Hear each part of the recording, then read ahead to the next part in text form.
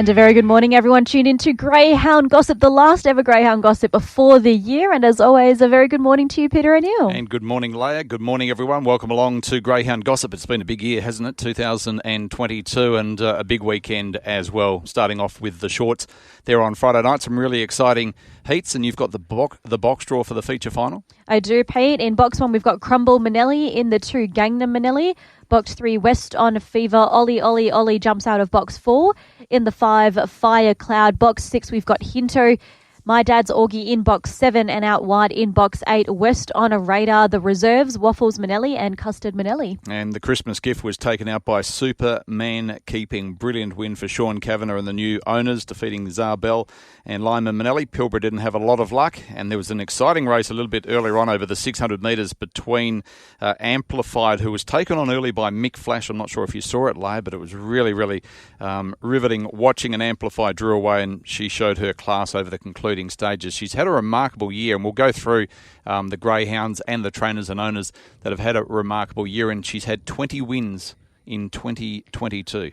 Wowee. And track records, taken out some feature races, so she'll obviously be in consideration, I would have thought, for the WA Greyhound of the Year when the panel meet earlier in the new year. And, of course, we'll talk with Jason Lincoln a little bit later on about the first ever $2 million stake earner. Wow, she's fast, taking out the second of the Phoenix for Sportsbet there on Saturday night at the Meadows. Pete, have you ever thought in your career in greyhound racing that you'd ever see a greyhound hit over that $2 million mark? I remember how exciting it was when Miata hit around $750,000. It wasn't that long ago, 2012 I think it was, 10 years ago. So, she was a remarkable chaser. High Earner, of course, was the first, a dual Perth Cup winner.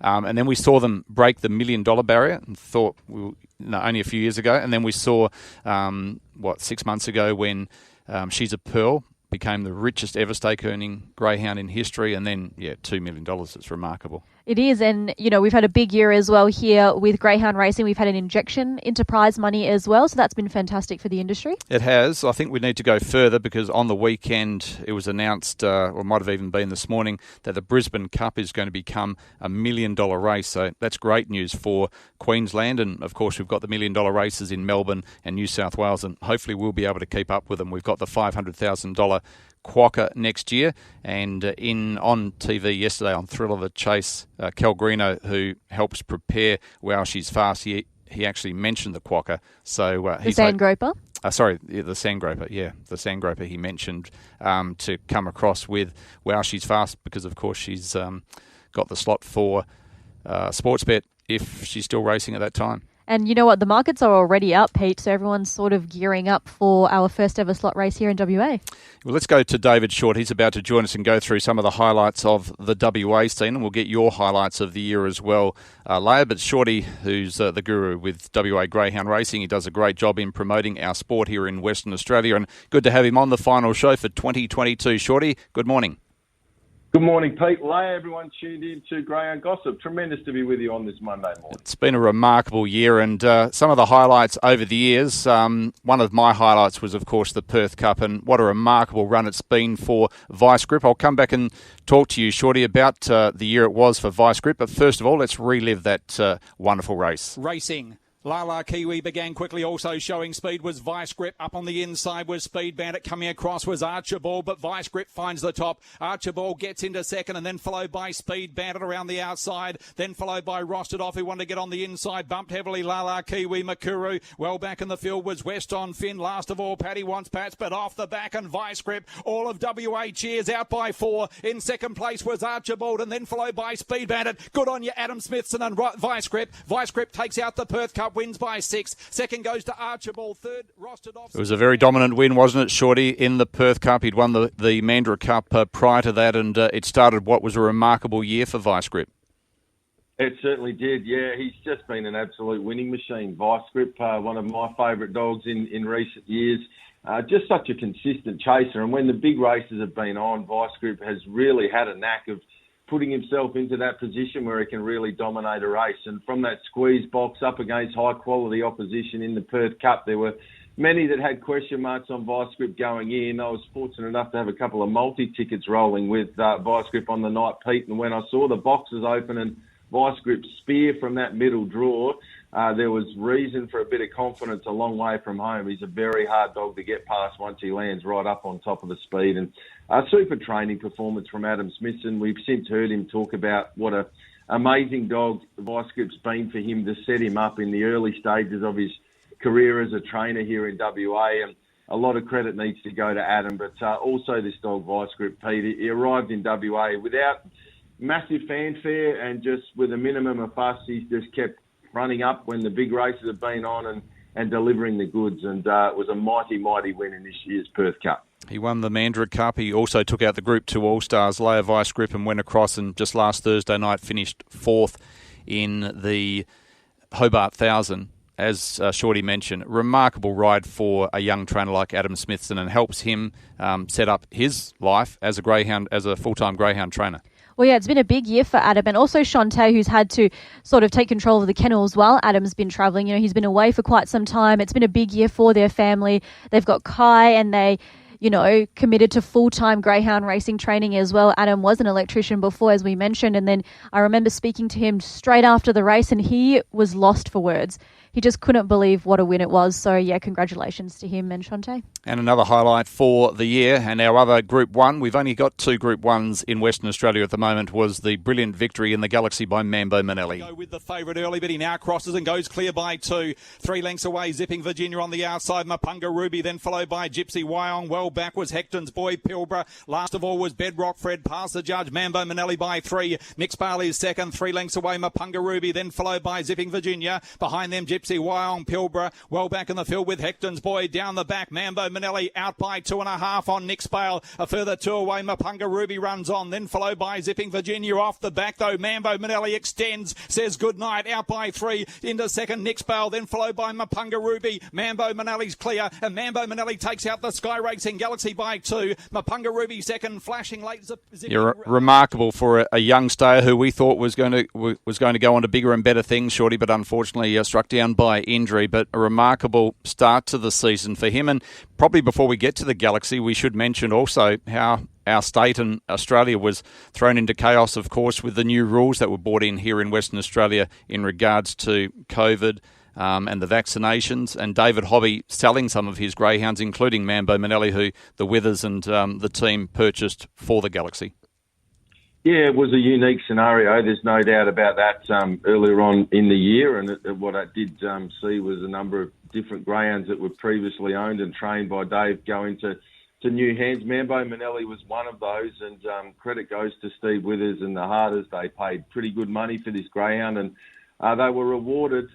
It's a real shame that we didn't get to see Mambo stay up and rolling, because the one thing that never lies in greyhound racing is the clock. And Mambo Manelli, through that period, was running times that, you know, since then, there's barely been a dog break 42 seconds on a consistent basis. He was running 6, 7, 8 lengths quicker than that week in, week out. So he had what was realistic, I think nationwide. He would have had an absolute stranglehold on the staying ranks for a period of time had he been able to maintain fitness and form at that level. It wasn't to be, but fortunately, the connections and us here as punters in WA got the opportunity to see Mambo Manelli stretch out to a distance, and he put on a clinic, to be fair, in that series. He was outstanding in the heat, and then in the final against quality opposition, just blew them up and was just too quick. He really showed himself to be an elite talent in the staying ranks, and it's a Galaxy win that I'll remember for a long period of time. He's a dog that showed, it must be said, sort of a month out, the connections were still unsure which way to go. He was at that stage unproven over 715 metres, but had run some phenomenal times over the 600, and they pulled the right rein, as it turned out, stepping the dog up to 700 metres and having a crack at the Galaxy. And as I said, the clock never lies, Pete. You've seen a lot of 700-metre racing. The times that Mambo was consistently recording over that longer distance, other dogs just couldn't keep up with. That's for sure, Shorty. And Mambo Manelli also holds the record set back in February of 34.11 for the 600 metres. And it was a remarkable season for the Withers, wasn't it, Leia, of which you're associated with, because your greyhound, Panama Pepper, set a track record himself back in April down at Mandurah over the 490 metres, clocking 27.02, joining Zach Manelli and Domino Mack. And then a little bit later on, Amplified joined those three in holding that record.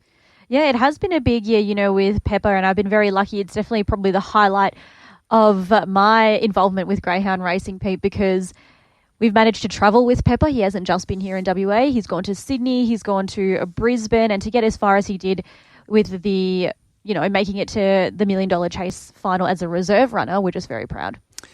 Let's go back to another one of our features, Shorty, and this is the Derby of 2022. So shot away off the back, out by 3 lengths in second place, Falcon 9, and then followed by Stone Cold Augie. Mick Flash runs onto the outside, around the corner. Hinto in front, Falcon 9 up on the insides, coming at the leader. Hinto, though, for Christine Robertson, her 4th Derby win. Second goes the way of Falcon 9, then followed by... Yeah, brilliant win by Hinto, and a lady that's been involved with greyhound racing for longer than you and I, Shorty, along with her husband, Dave, and they won another Derby with Hinto.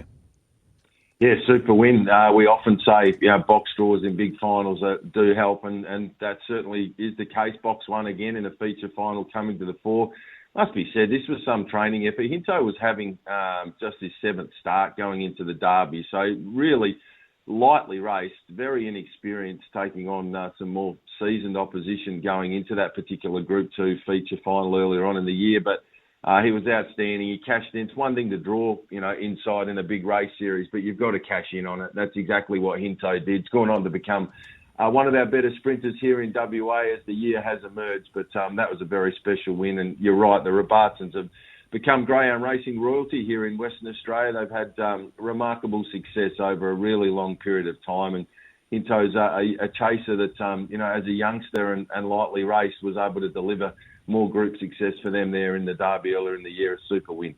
And it's been a year for the ladies, Leia, with one young lady becoming in or going into the top 5 trainers in Western Australia, and that's Crystal Shinners. She's trained over 92, 93 winners, I think, for the year, and she's had many highlights. One of those was the Group 2 WA Oaks early this year. Refined out by 6-7 lengths in second place was Denny's Gem, then followed by West on Sadie Safari Train. What a night for Crystal Shinners. A treble coming up, and the WA Oaks. Refined brains them, wins by 8. Second tight, West on Sadie or Safari. So it's remarkable, isn't it, that Crystal's done so well, along with her husband Steve, and also bringing their family, and we've seen them become handlers during the year, but a remarkable win by Refined, who's gone on to, along with the team for Shinners, won many big races through the year. Yes, and they've got a huge team, Pete. They've got Amplified, Electrified, and Destruction even. They're definitely in their top 5-6 greyhounds that they've owned and trained. And also, Shorty, the other couple of feature races that we have, and we have numerous that we're going to miss out on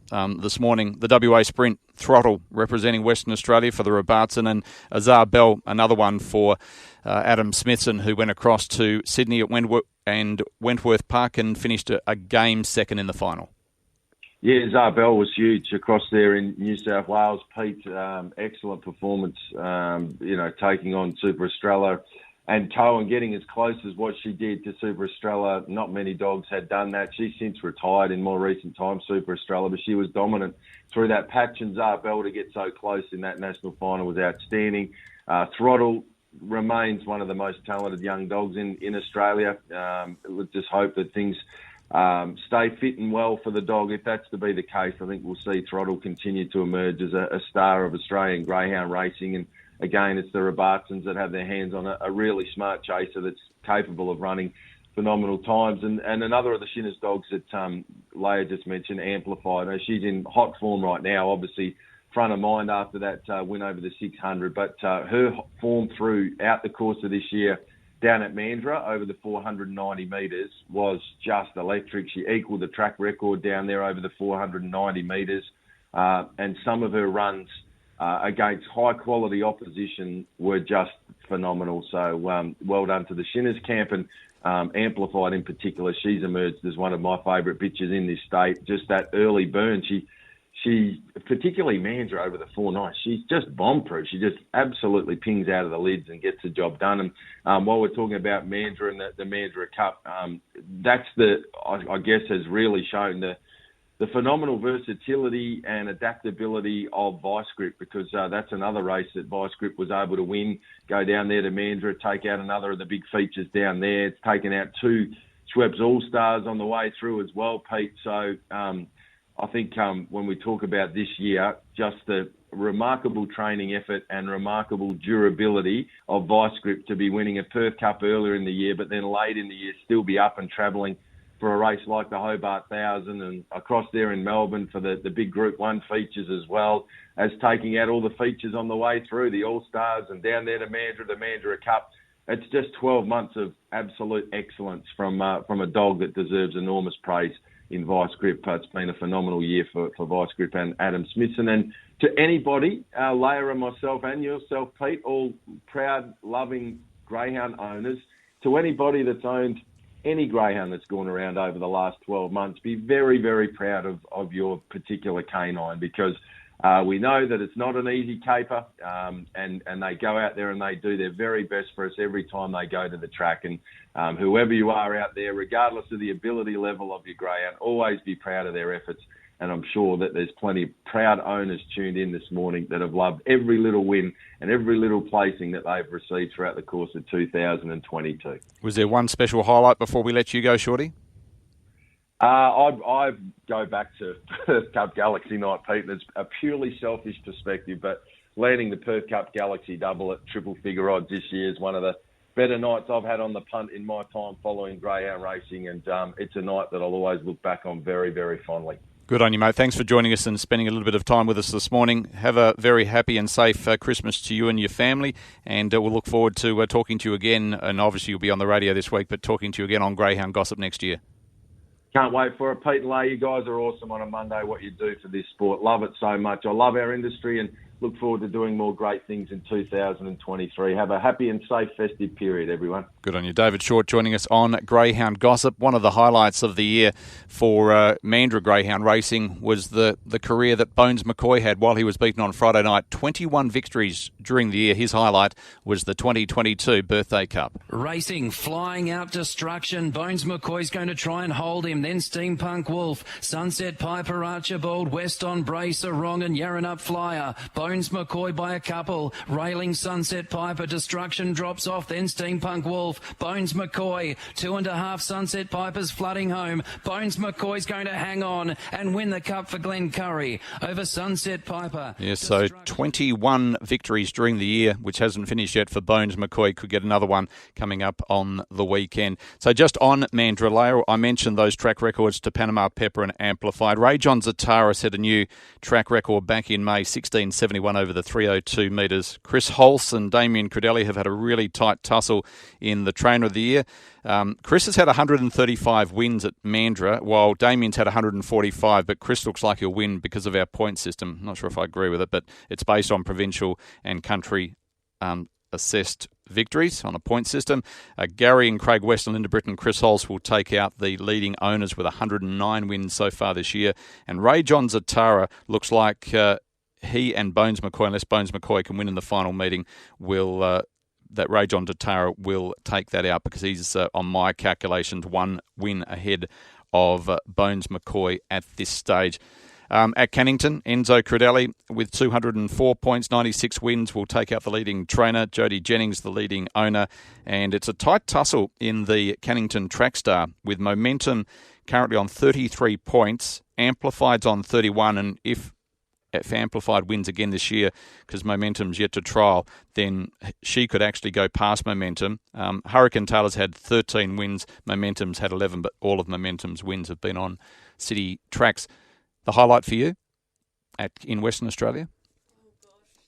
It's a hard one to decide, Pete, but I have to say every year, well, the last 2 years I've managed to be lucky enough to interview the owners of our Group 1 events, the Perth Cup and the Galaxy, and those are the highlights for me, even though I don't have ownership in any of those dogs that win or race. Seeing the trainers behind the boxes and interviewing them straight after, having their emotions. I think that's a really big highlight for me. All right, let's go to our next special guest, Jason Lincoln, who was trackside. He was lucky enough to be there trackside on Saturday night for the Phoenix, and he'll wrap up his year of 2022 with us in just a moment.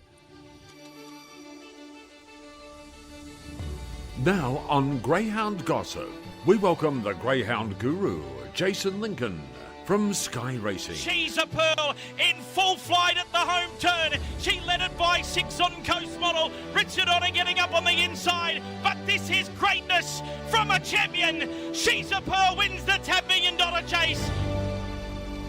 And that, of course, was earlier this year. She's a Pearl. Jason Lincoln joins us online. She put up a gallant effort leading, but being run down by a super chaser in Wow, She's Fast. She becomes the first ever $2 million stake earner. Jason, good morning and thanks for joining us. Yeah, morning Pete, morning Leia. Yeah, it was some night there on Saturday night. The scenes, like just when you rocked up on track were enough. But after the race, when Wow She's Fast managed to do it for the second year in a row, certainly one part of the crowd went absolutely berserk, Pete. Can you explain that? They do a good job, don't they, Sportsbet, and how they promote greyhound racing. Can you tell us, how the fans and those that were there in the blue, and I think they had T-shirts on back to back? Yeah, well, look, it wasn't just them in that respect. I mean, I think any, had it been us or Peter Sadler after the race, you would have seen the same sort of scenes. But in terms of how the night went down and how it was set up, I think all kudos has to go to the Meadows for that.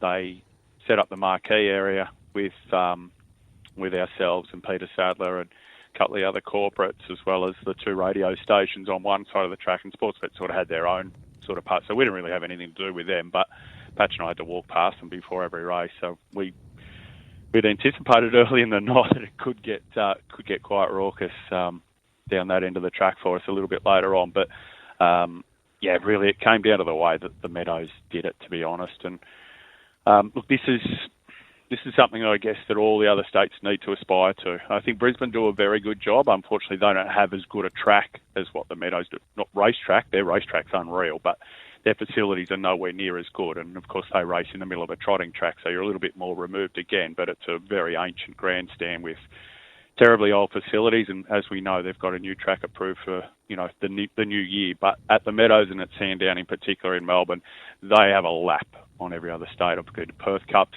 I've been to Golden Easter Eggs, $1 million chases, and they do it infinitely better than the other states. So it's certainly something that those states can aspire to, and they can absolutely achieve if they do it the way that they did there on Saturday night. Look, I was interviewed a few times on track.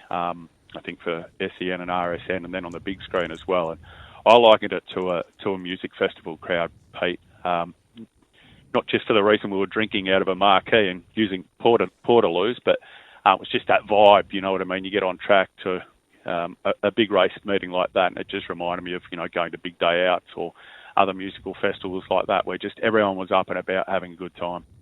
Well, let's hope we can learn something from that, because we have, of course, the running of the Sandgroper coming up in April. And I'll go to the replay of the Phoenix.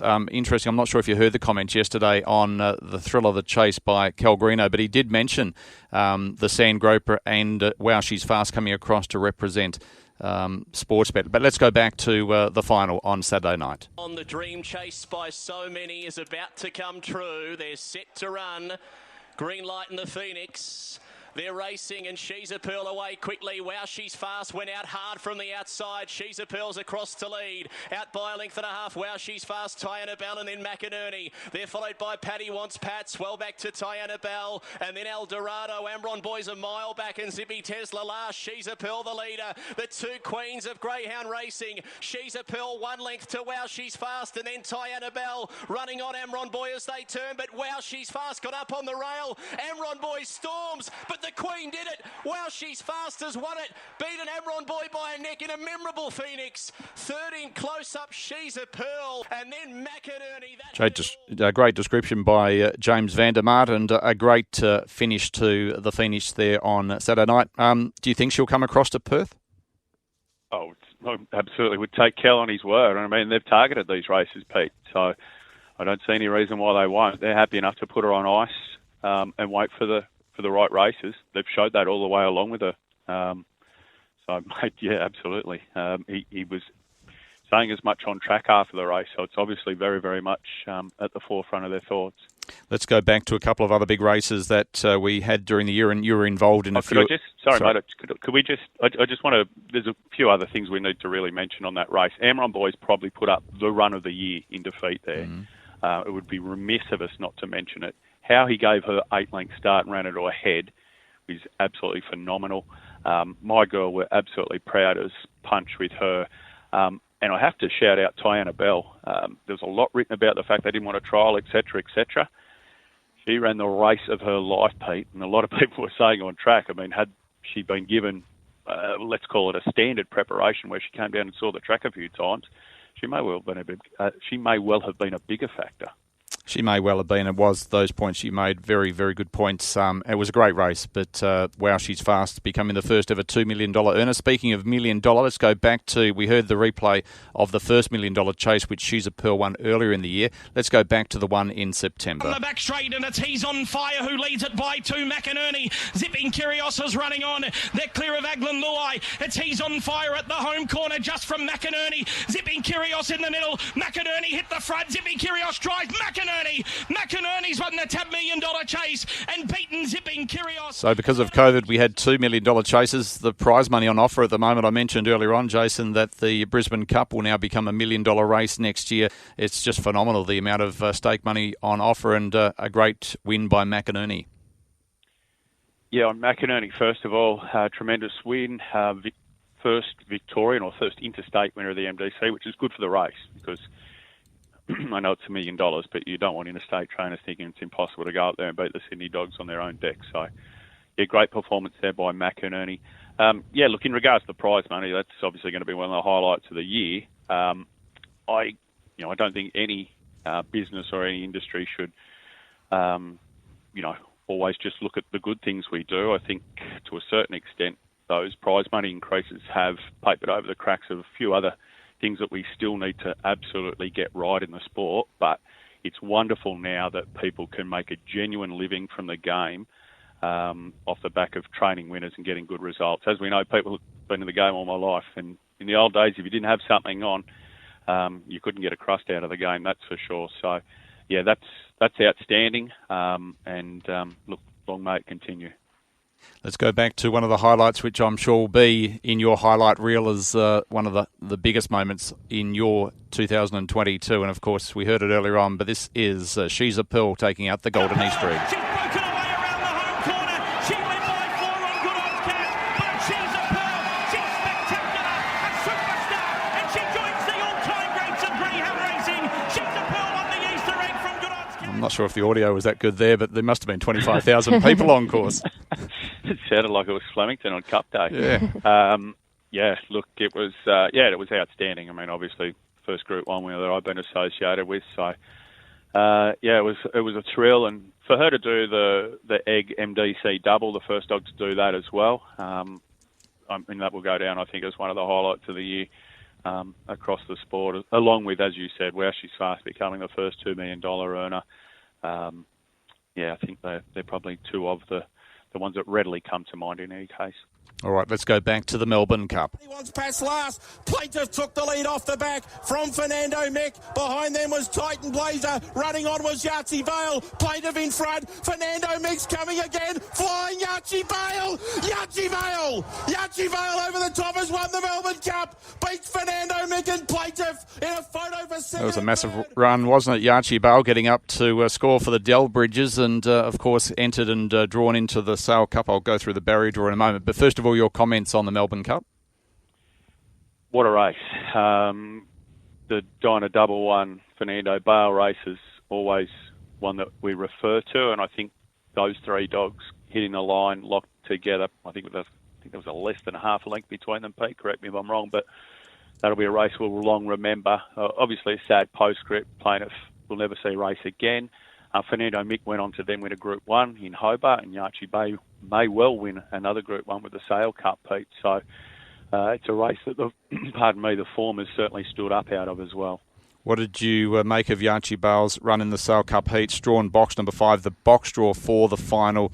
Alpine Butterfly in 1, Dookie Devil 2, Ariane Bale 3, Lady Lily Hook in 4, Yachi Bale's drawn 5, Great Guy 6, Yarrick Bale 7, and Untapped in 8. I thought Great Guy was a lay-down misère to win the Sale Cup as recently as 3 weeks ago. Even yesterday, I did have a chat to Richie Bell, who said to me a couple of weeks ago, what should we be backing here? And I said, we should be backing Great Guy. And he just said to me yesterday, what'd you make of the run? I said, don't worry about the run. Don't worry about the time. I said, as long as we draw 1, 2, 3, we'll win. Well, box 6 has probably cruelled him, and Dookie Devil from box 2 is absolutely the one to beat now, I'd reckon. All right. Another of the highlights we go to is the panel that you're on, and that is the Top Gun for the sprinters. They led 3, McInerney, Vice Grip, and then Amron Boy. They sprint away to Zipping Kyrgios, then French Martini. Well back Zippy Tesla, and wow, she's fast last, but the emergency rug again. Photo Man, a big leader in the Top Gun by 5 over McInerney. Vice Grip running on. Photo Man, he's all out, but he's clear. And Photo Man won the Top Gun. Photo Man by 2 lengths McInerney, 3rd Vice Grip, and 4th Zipping. Yes, so the reserve gets a run and it takes out the Top Gun, which makes it interesting, isn't it? It's a opinion, thought, and the process that we go through as a panel, and gains a run in the Top Gun final, Photo Man, and ends up taking home the spoils. Yeah, if we ever wanted to open ourselves up to it, Pete, and we streamed the panel process, absolutely right off its guts, and it'll be an eye-opener, that's for sure, for people who, who only sort of hear about what goes on behind closed doors. But yeah, I mean, it was a race where, the two reserves ended up getting a run. Photo Man, of course, taking it out for a couple of really good guys as well. So, and look, there was probably reward for effort with him. He'd made a number of feature finals throughout the year, Pete, and look, on the night he was the best dog. Simply that was the case, but I think Vice Grip was the unlucky runner. Yeah. Now, just before we let you go, and we appreciate your time this morning here on Greyhound Gossip, wrapping up the year. There's many other big races that we're not even touching on up in Brisbane and Adelaide and Tasmania, the Hobart 1000 the other night, and obviously the 715 now at the Gardens, the $500,000 Stayers race. What would be your highlight if I had to pin you down your highlight for the year of 2022? Look, it would be probably impossible for me to completely divorce myself from Pearl winning the Egg and the MDC within a month. She was the first dog to do it as well. So, I'd probably be lying if I said that wasn't the highlight. People can absolutely point to the fact that I've got to share it and say, I'm going to be biased. Look, if you'd ask me away from Pearl, then I know it's probably going to suffer from recency bias, but Saturday night there, that race again, the way it unfolded with Pearl leading, where she's fast jumping right in behind her, and then Amron Boy flashing late to miss. I would be happy enough to say that most people would think that they're the best 3 dogs in the country at the moment, Pete, and for them to run 1, 2, 3 in the race, I think is the best possible result for the Phoenix, and testament, I think, to, and again, not to denigrate what happened last year, but testament to what we were saying last year, and I probably will reflect on this a bit because people were quick to say, you're being negative. We weren't being negative. We were just trying to improve the race. And there was no way you were going to get the best race last year with people just running slot races. Now, thankfully, we've moved on from that and people have now got a grasp of what it's like. And I think, again, next year they'll try and probably go out and get a few of those. And I've used this term, and I don't really know another term to use, but independents, like your Peter Sadlers, and get those kind of guys involved. I think we need to have more breeders involved for starters. Marty Hallen and Shane Stiff coming on board this year is a great example of that. It's great to have the corporates advertise the race and promote the race the way they do, but I think for the benefit of the race, we do need to get a few of those individuals and other people who are associated with the game through possibly breeding and racing. Well, that surprised me. It's a clear cut for me, Leia, that my highlight for the year was owning a Group 1 winner with Jason Lincoln, and he didn't even mention Good Odds Emma in his spiel there. Jason, love having you on the show. Well, I mean, I could have quite easily pointed to Panama Peppers' outstanding performances in Brisbane. Of course, Leia ended up going over and watching him go around. You didn't get the right result, Leia, but he finished it off all right. Amelia's Jewel was all right.